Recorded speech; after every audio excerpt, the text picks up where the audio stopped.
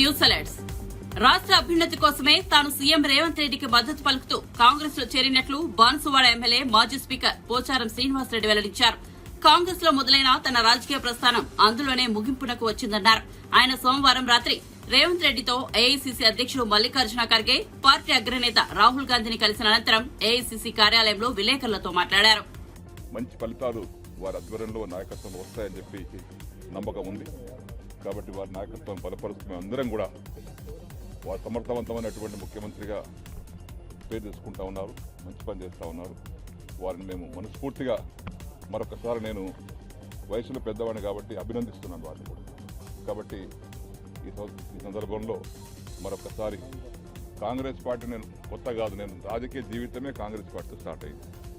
1977లో నేను కాంగ్రెస్ పార్టీతోనే కండువ కప్పుకొని రాజకీయాలకు వచ్చాను. 84 వరకు కాంగ్రెస్లో ఉన్నాను. ఎన్టీ రామారావు గారు పార్టీ స్థాపించిన తర్వాత వారి పిలుపు మేరకు తెలుగుదేశం పార్టీ వెళ్ళారు. 27 సంవత్సరాలు తెలుగుదేశం పార్టీలో ఉన్నాను. 11 సంవత్సరాలు కేసీఆర్ గారి నాయకత్వంలో టీఆర్ఎస్ పార్టీ పనిచేశారు. నిన్నగాక మొన్న వారి నాయకత్వంలో తిరిగి ఏ రాజకీయ ప్రస్థానం ఎక్కడ మొదలైంది నాది, నా ముగింపు కూడా అక్కడికే వచ్చింది మన కాంగ్రెస్ పార్టీ. కాబట్టి ఈ సందర్భంలో మరొక వారిని అభినందిస్తూ మెసేజ్ తీసుకుంటాను.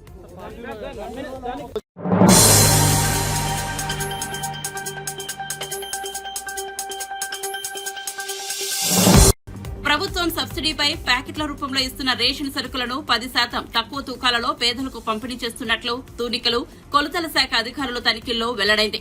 ఈ నెల 15న బాధ్యతలు చేపట్టిన రాష్ట్ర పౌర సరఫరాల శాఖ మంత్రి నాదెండ్ల మనోహర్ గుంటూరు జిల్లా తెనాలిలో ఆకస్మిక తనిఖీలు నిర్వహించిన సంగతి తెలిసిందే. కార్డుదారులకు సరఫరా చేస్తున్న కందిపప్పు, పంచదార, పామాయిల్ ప్యాకెట్లలో 50 నుంచి 80 గ్రాముల చొప్పున తూకాల్లో తేడాలను గుర్తించారు. దాంతో రాష్ట్ర వ్యాప్తంగా ఉన్న అన్ని ఎంఎల్ఎస్ పాయింట్లలో తనిఖీలు నిర్వహించి సమగ్రమైన నివేదిక సమర్పించాలని తూనికలు, కొలతల శాఖ అధికారులను ఆదేశించారు. అదేవిధంగా సివిల్ సప్లైస్ కార్పొరేషన్ ఎండీ గారితో మాట్లాడి రాష్ట్ర వ్యాప్తంగా ఉన్న 251 మండల్ లెవెల్ స్టాక్ పాయింట్స్లో లీగల్ మెట్రాలజీ విభాగం అధికారుల ద్వారా రాష్ట్ర వ్యాప్తంగా తనిఖీలు చేయమని నేను ఆ రోజు ఆదేశాలు ఇవ్వడం జరిగింది. దానికి అనుగుణంగా ఈ 251 స్టాక్ పాయింట్లలో తనిఖీలు చేసిన తర్వాత 189 కేసులు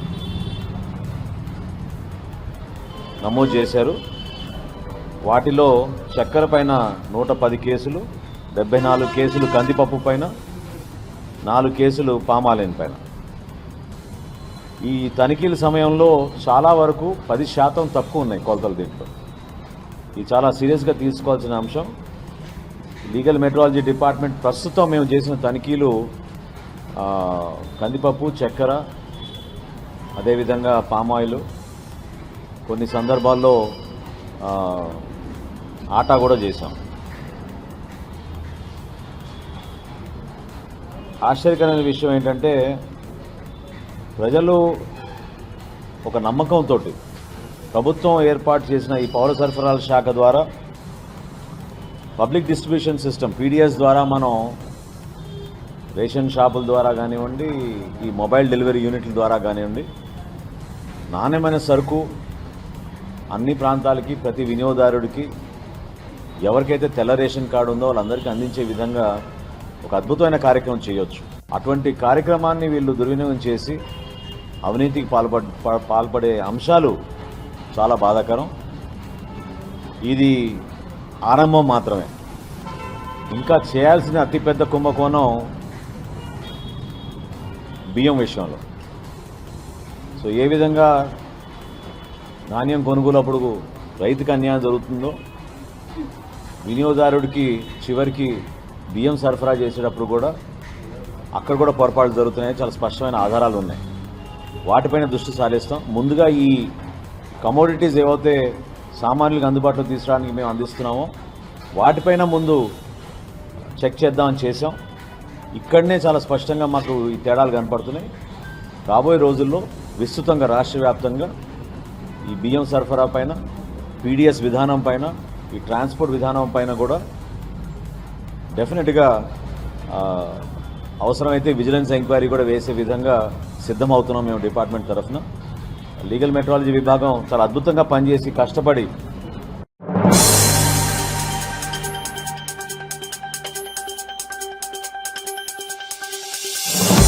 వైసీపీ అధినేత వైఎస్ జగన్ సొంత నియోజకవర్గం పులివెందులలో పర్యటిస్తున్నారు. దాదాపు 3 రోజుల నుండి పులివెందులలో పార్టీ కార్యకర్తలతో నాయకులతో భేటీ అవుతున్నారు. ఇదే సమయంలో స్థానిక ప్రజల సమస్యలను వింటున్నారు. ఈ క్రమంలో అక్కడికక్కడ పరిష్కారాలు చూపుతున్నారు.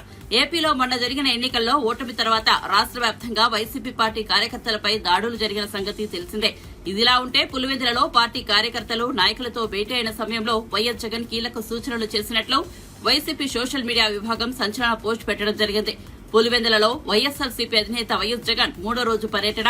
పులివెందులలోని బాఘరాపురంలో ఉన్న క్యాంపు కార్యాలయంలో కార్యకర్తలు, ప్రజలు, నేతలు, అభిమానులతో మమేకమయ్యారు. అందరినీ పేరు పేరున పలకరించి వారి కష్ట సుఖాలను తెలుసుకున్నారు. వైఎస్సార్ కాంగ్రెస్ పార్టీకి చెందిన ప్రజాప్రతినిధులు, మాజీ నేతలతో కూడా చర్చించారు. కార్యకర్తలు, నాయకులు ఎవరూ అధైర్యపడవద్దు, పార్టీ అండగా ఉంటుందని, అందరం కలిసికట్టుగా ముందుకు వెళ్లాల్సిన అవసరం ఉందని వివరించారు. రానున్న కాలంలో ప్రతి కార్యకర్తకు తనతో పాటు వైఎస్సార్ కాంగ్రెస్ పార్టీ తోడుగా ఉంటుందని వైఎస్ జగన్ భరోసానిచ్చారు.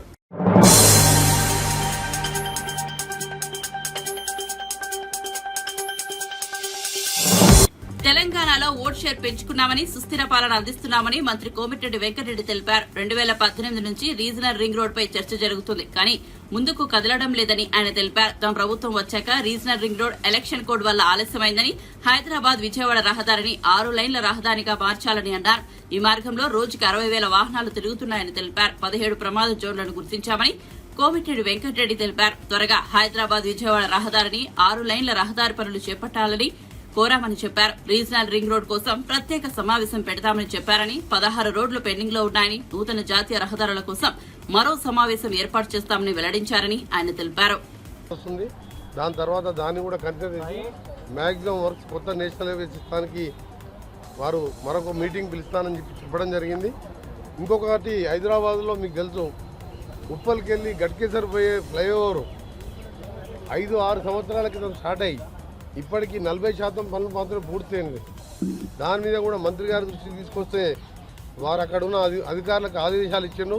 టెర్మినేట్ చేసి కొత్త టెండర్ పిలిచి వెంటనే పూర్తి చేయాలని చెప్పి మంత్రి గారు హామీ ఇవ్వడం కాదు, ఆదేశాలు ఇచ్చినందుకు మా రాష్ట్ర ప్రభుత్వం తరఫున ముఖ్యంగా ఉప్పల్ నుంచి గట్కేసర్ వరంగల్ పోయే రోడ్, అది యాదగిరిగుట్టకు పోయే రోడ్డు, లక్షలాది మంది పోయే రోడ్, అది మంత్రి గారు ఇమ్మడే స్పందించి అధికారులు ఆదేశించినందుకు మా రాష్ట్ర ప్రభుత్వం తరఫున, మా ముఖ్యమంత్రి గారి తరఫున, నా తరఫున మంత్రి గారికి ధన్యవాదాలు తెలియజేస్తున్నాం. ఇంకా కూడా మిగిలిన విషయాలన్నీ కూడా త్వరలోనే పిలిపించుకొని రివ్యూ చేసుకొని పూర్తిగా తెలంగాణకు సహకరిస్తానని చెప్పి మంత్రి గారు చెప్పడం జరిగింది. ఇప్పుడు బండి సంజయ్ గారిని ఇప్పుడు పోతున్నాను, వారిని మర్యాదపూర్వకంగా కలవడం జరుగుతుంది. రేపు కిషన్ రెడ్డి గారిని అపాయింట్మెంట్ అడిగినాం. ఆ తర్వాత భూపేందర్ యాదవ్ గారిని కూడా కొన్ని ల్యాండ్ ఎక్విజిషన్ సంబంధించి, ఫారెస్ట్ ల్యాండ్కి సంబంధించి ఇష్యూస్ ఉన్న సంగతి వారిని కూడా అపాయింట్మెంట్ అడగడం జరిగింది. దాంతోపాటు తెలంగాణ మా కాంగ్రెస్ పార్టీ ఎంపీల ప్రమాణ స్వీకార కార్యక్రమాన్ని కూడా హాజరవుతూ ఏదేమున్నా సరే తెలంగాణలో అన్ని రోడ్లని నేషనల్ హైవే నుంచి, కేంద్రం నుంచి మాకు 8 మందిల సపోర్ట్తో పాటు ఇవాళ పార్లమెంట్లో కూడా కాంగ్రెస్ బలం పెరిగింది. మీ అందరికీ తెలుసు, ఇండియా కూటమి తప్పకుండా ఎప్పటికప్పుడు గడ్కరీ గారి సంగతి కూడా మీకు తెలుసు. పాజిటివ్గా ఆలోచించే మనిషి, రాజకీయాలకు అతీతంగా, పార్టీలకు అతీతంగా ఏ ప్రభుత్వం ఉన్నా, ఏ పార్టీ అయినా, ఏ మంత్రి వచ్చినా వెంటనే స్పందించి ఆయన శాంక్షన్లు ఇచ్చే మనిషి. ఆయన హైవే మ్యాన్ ఆఫ్ ఇండియాగా గుర్తింపు పొందిన వ్యక్తి. వారిని సహకారంతో తప్పకుండా తెలంగాణలో అన్ని జాతీయ రహదారులను, ఎక్కువగా జాతీయ రహదారులు మార్చడం, హైదరాబాద్ విజయవాడని త్వరగా పూర్తి చేయడం టార్గెట్. ఆ తర్వాత రీజనల్ రింగ్ రోడ్డు, సదరన్ పార్ట్కి ఇంకా నెంబర్ ఇవ్వలేదు, నార్థన్ పార్ట్కి నెంబర్ ఇచ్చిన కొన్ని చిన్న ఇష్యూస్ ఉన్నాయి, దాన్ని కూడా సపరేట్ మీటింగ్ పెడతానని చెప్పి వారు హామీ ఇవ్వడం జరిగింది. తెలంగాణ పీసీసీ మార్పు కూడా ఉంటుందంటున్నారు. దీనికి సంబంధించి అధికారం నేను వచ్చింది అఫీషియల్ మీటింగ్లో అభివృద్ధి పనుల కోసం. అలాగే వారు మూడోసారి మళ్ళా సర్ఫేస్ ట్రాన్స్పోర్ట్ మినిస్టర్ అయిన వారిని వెంకటేశ్వర స్వామి మూర్తి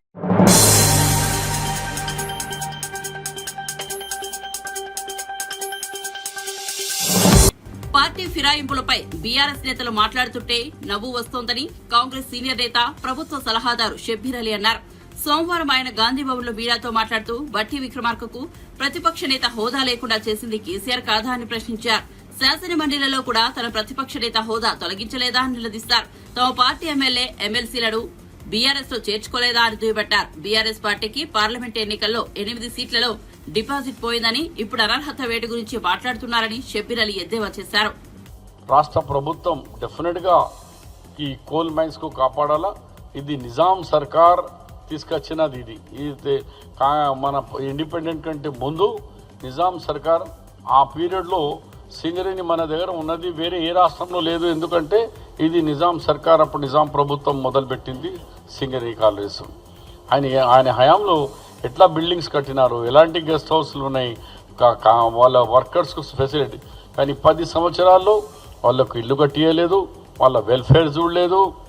అన్ని విధంగా ఆ మైన్కు కేంద్ర ప్రభుత్వంతో ప్రైవేటీకరణగా బిల్ మీద సంతకం పెట్టింది పార్లమెంట్లో కేసీఆరే. ఇవాళ ఏమో అన్ని అబద్ధాలు మాట్లాడుతందుకు వస్తున్నారు. ప్రజలు గమనించి అందు గురించే మీకు 8 చోట డిపాజిట్లు పోయింది, ఒక్క సీట్ గెలవలేకపోయినారు. ఓటింగ్ పర్సెంటేజ్ కూడా 16%కి వచ్చింది, అంత తగ్గిపోయింది. కాబట్టి ఇవాళ బీఆర్ఎస్ నాయకులు ఎవ్వరు కూడా మాట్లాడేవాళ్ళు ఖబర్దార్. ఒకసారి ఆకాశం మీద చూడండి, మీరు చేసిన పొరపాట్లు ఎంత, ఈ సమాజాన్ని ఎట్లా నష్టం చేసినారు. కొత్త రాష్ట్రం తెలంగాణను బర్బాద్ చేసినారు.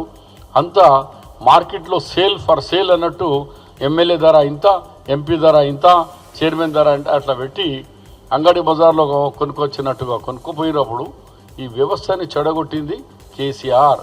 కేసీఆర్కు జనం పనిష్మెంట్ ఇచ్చినారు, ఇంకా ఇవాళ ఈ భూస్థాపం చేస్తారని కూడా నేను మా తెలంగాణ ప్రజల మీద నాకు ఆశ ఉంది, నమ్మకం ఉంది, చేస్తారు. మీరేమన్నా అడగాలంటే అడగండి. Thank you. ये डाल दो ये सबको media. Pocharam Srinivas Reddy is a very senior.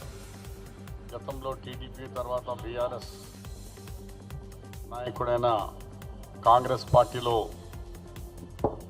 Party చేస్తున్న రైతు సంక్షేమ పథకాలు కానీ, అన్ఎంప్లాయ్మెంట్కు 100 రోజుల్లో 31,000 యువకులకు జాబ్స్ ఇవ్వడం కానీ, అలాంటివి చూసి ఆకర్షి కాంగ్రెస్ పార్టీలో వచ్చినందుకు బీఆర్ఎస్ నాయకుల్లో కేటీఆర్ కానీ, హరీష్ రావు కానీ, ఇంకా ఇతర నాయకులు మాట్లాడుతుంటే నవ్వాలనా ఏడవాలనా, సిగ్గు శరం ఉందా ఈ నాయకులకు అని మీ ప్రెస్ ద్వారా నేను వాళ్ళకు తెలియజేస్తున్నాను. ఈ సమాజానికి, యావత్ తెలంగాణ సమాజానికి, ప్రజాస్వామ్యానికి కూని చేసింది కేసీఆర్. ఈ డిఫెక్షన్ అని నేర్పించింది కేసీఆర్. ఎంపీ నుంచి మొదలు పెట్టుకుంటే ఒక సర్పంచ్ లేదు, గ్రామ పంచాయత్ మెంబర్ వరకు డిఫెక్షన్ చేసింది కేసీఆర్. కలిశం చేసినట్టు మొత్తం సిస్టమ్నే ఖరాబ్ చేసింది కేసీఆర్. నడి బజార్లో పెట్టి పనిష్మెంట్ చేయాలా కేసీఆర్ని. ఎంత మంచి తెలంగాణ, ఈ వ్యవస్థని చెడగొట్టినారు. ఇవాళ నేను మీ డాక్యుమెంట్స్తో సహా మీకు మొత్తం అందజేస్తాను. ఆయన 2014లో గవర్నమెంట్ వచ్చిన ఆయన ప్రభుత్వం 2 జూన్కు తీసుకునగానే సేమ్ డే 2 జూన్ 2014లో 2 ఎమ్మెల్యేలను, ఇంద్రకరణ్ రెడ్డి అలాగే మన కోనప్ప, ఇద్దరిని డిఫెక్ట్ చేయించినారు. సేమ్ డే ముఖ్యమంత్రి కాగానే ఇద్దరిని బోని చేసినాడు. దాని తర్వాత మొత్తం 14 and 18 పీరియడ్లో 5 yearsలో ఎంపీస్ 4, ఎమ్మెల్యేస్ 25, ఎమ్మెల్సీస్ 18, టోటల్ 47 వ్యక్తులకు ఆయన డిఫెక్ట్ చేయించారు. దీంట్లో ఫస్ట్ టర్మ్, సెకండ్ టర్మ్లో మళ్ళా 14, Congress 12 MLAs and 2 from TDP నుంచి. అలాగే జిల్లా పరిషత్ చైర్మన్స్, జెడ్పీటీసీ మెంబర్,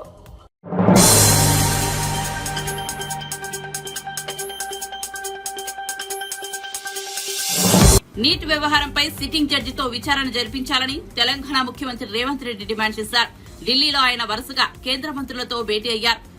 మరికొందరు కేంద్ర మంత్రులను కలవనున్నారు. అనంతరం ఏఐసీసీ కార్యాలయానికి వెళ్లారు. నీట్ పరీక్ష అంశంపై మీడియా ప్రతినిధులు ఆయనను ప్రశ్నించారు. ఈ సందర్భంగా ముఖ్యమంత్రి మాట్లాడుతూ ఏ ఒక్కరిపైనో కేసు వేసి క్లోజ్ చేసేందుకు సీబీఐ దర్యాప్తునకు ఆదేశించారని విమర్శించారు.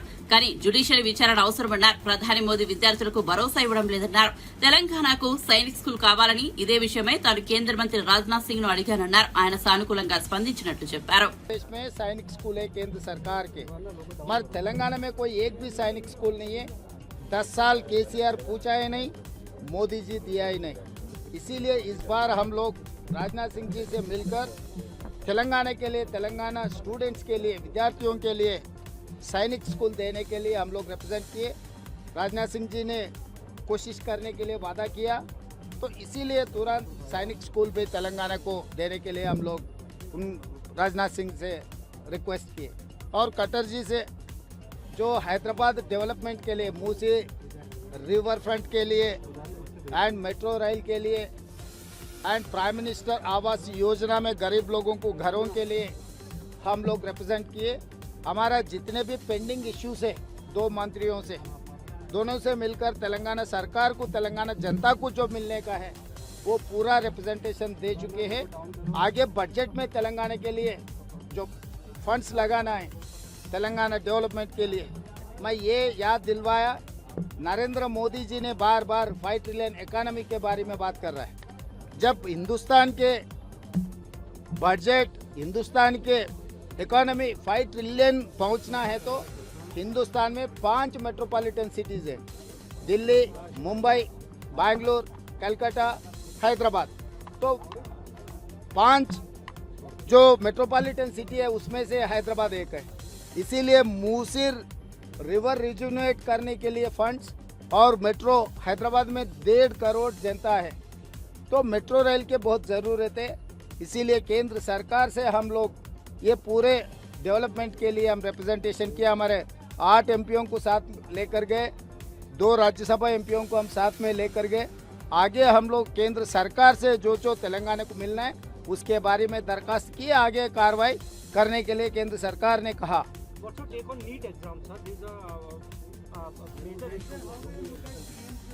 तो मैं साफ कहना चाहता हूँ, ये सरकार बिल्कुल फेल हो गई एग्ज़ाम कंडक्ट करने में। दूसरी हाथ से सरकार किसी के ऊपर इल्ज़ाम लगा दे के केस को दबाने के लिए कोशिश कर रहा है। इसीलिए कांग्रेस पार्टी जो डिमांड किया सिटिंग जज को रखकर जो कार्रवाई करना है, तो हम कांग्रेस के पार्टी तरफ से तेलंगाना मुख्यमंत्री के नाते हम लोग केंद्र सरकार को ये डिमांड कर रहा है, ये सरकार के नाकामयाबी, किसी के ऊपर इल्ज़ाम रख के किसी को केस में रख दे के केस जो क्लोज करने के लिए सीबीआई को देकर ये केस ख़त्म करने के लिए, भरी करने के लिए जो कोशिश कर रहा है, ये ठीक नहीं है। ये कंप्लीट जुडिशियल इंक्वायरी होना चाहिए।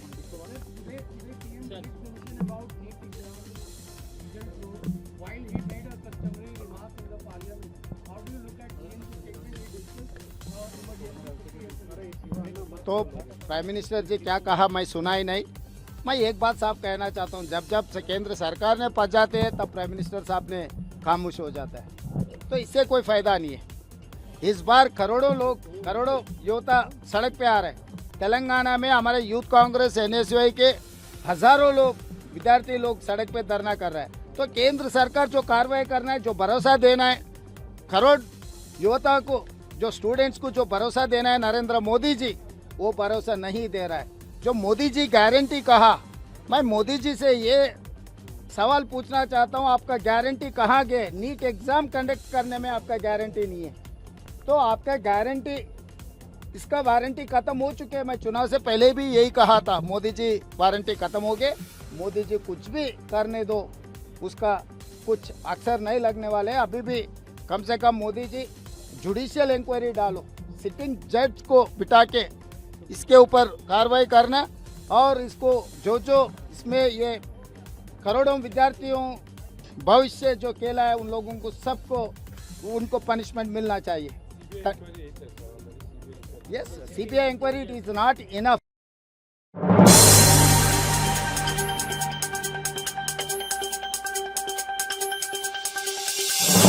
कांग्रेस पार्टी పార్టీలో జగిత్యాల ఎమ్మెల్యే సంజయ్ కుమార్ చేరిక పట్ల తాను తీవ్ర మనస్తాపానికి గురయ్యానని, ఈ విషయాన్ని పార్టీ అధిష్టానం దృష్టికి తీసుకెళ్తారని కాంగ్రెస్ సీనియర్ నేత ఎమ్మెల్సీ జీవన్ రెడ్డి అన్నారు. పార్టీ వీడుతారనే ప్రచారం నేపథ్యంలో మంత్రి శ్రీధర్ బాబు ఆయన నివాసానికి చేరుకుని బుజ్జగించారు. అనంతరం జీవన్ రెడ్డి మీడియాతో మాట్లాడుతూ పార్టీ నియమ నిబంధనలను పాటిస్తానన్నారు. కానీ సంజయ్ చేరికపై కార్యకర్తల మనోభావాలను పట్టించుకోలేదని ఆవేదన వ్యక్తం చేశారు. ఇంతకాలం పార్టీ కోసమే పనిచేశానని, కార్యకర్తల మనోభావాలను గౌరవించాల్సిన బాధ్యత తనపై ఉందన్నారు. తన భవిష్యత్తు కోసం కాలం నిర్ణయిస్తోందన్నారు. పార్టీలో జరుగుతున్న పరిణామాలను అందరూ గమనిస్తున్నారు. ఇలా కార్యకర్తలు ముఖ్యంగా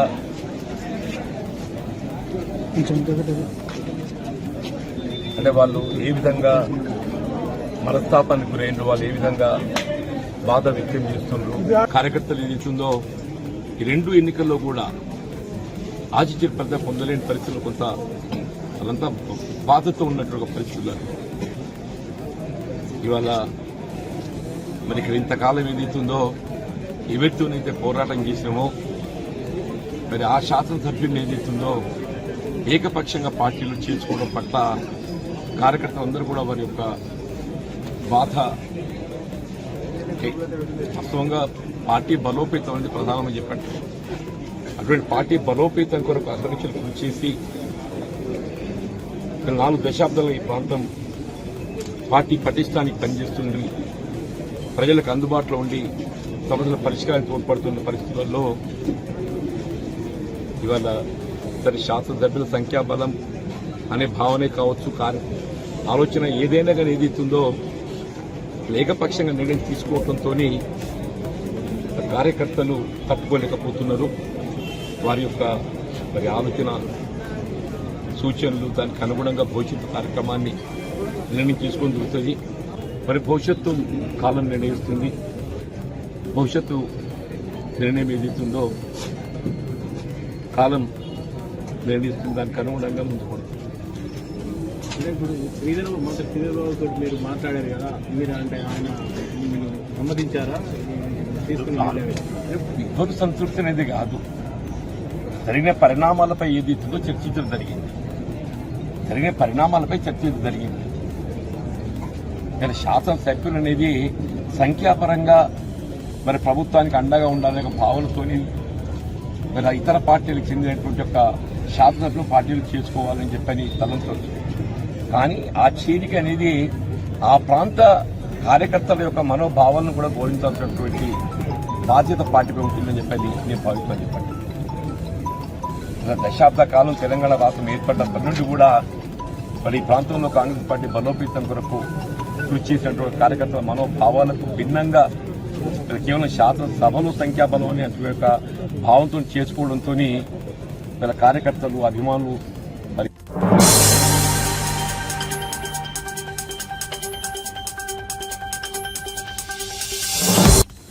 అయోధ్య రామాలయం ప్రాణప్రతిష్ఠ జరిగి 6 నెలలు కూడా గడవక ముందే ఆలయ పైకప్పు లీక్ అవుతోంది. శనివారం అర్ధరాత్రి అయోధ్యలో కురిసిన తొలి భారీ వర్షానికి నీళ్లు గర్భగుడిలోకి ప్రవేశించాయి. ఇందుకు సంబంధించిన ఫోటోలు బయటకొచ్చాయి. కాగా నీరు లీక్ అవుతోందని ఆలయ ప్రధాన పూజారి ఆచార్య సత్యేంద్రదాస్ సోమవారం వెల్లడించారు. దేశం నలుమూలల నుంచి వచ్చిన ఇంజనీర్లు రామాలయాన్ని నిర్మిస్తున్నారని, అయినప్పటికీ నీళ్లు లీక్ అవడం ఆశ్చర్యానికి గురిచేస్తోందన్నారు. ఆలయ నిర్మాణంలో నిర్లక్ష్యంగా వ్యవహరించారని, గుడి ప్రాంగణంలోకి చేరిన నీరు బయటకు వెళ్తే మార్గం కూడా లేదని నిర్మించారని సత్యేంద్రదాస్ అన్నారు. రామ్హెల్లా ముందు పూజారి కూర్చునే చోట వీఐపీలు దర్శనం చేసుకునే స్థలంలో నీరు లీక్ అవుతోందని పేర్కొన్నారు. నీరు ఇదే విధంగా లీకేజ్ అవుతుంటే లోపల కూర్చొని పూజ చేయడం కూడా ఇబ్బందేనని ఆయన పేర్కొన్నారు. నీళ్లు ఇలా ఎందుకు లీక్ అవుతున్నాయని, అంతమంది పెద్ద ఇంజనీర్ల సమక్షంలో నిర్మించిన ఆలయంలో ఇలా జరగడమేంటని ఆయన ప్రశ్నించారు. ఈ సమస్యలను తక్షణమే పరిష్కరించాలని ఆలయ అధికారులకు విజ్ఞప్తి చేశారు. देखिए, ये बहुत आश्चर्य की बात है कि ऐसे इंजीनियर हमारे देश, पूरे देश के आकर के यहाँ बैठे हैं, राम मंदिर बना रहे हैं और 22 जनवरी को प्राण प्रतिष्ठा हो गई, लेकिन ये किसी को ज्ञान नहीं रहा कि पानी बरसेगा तो वह छत जो है वो छुएगा, ऐसा किसी को ज्ञान नहीं है। पहले भी बरसत रहा, थोड़ा बहुत बरसा तो थोड़े बहुत इतना नहीं हुआ। जब अब की वर्षा हुई, जितना पानी गिरा अंदर में, वो बहुत ही आश्चर्यजनक रहा।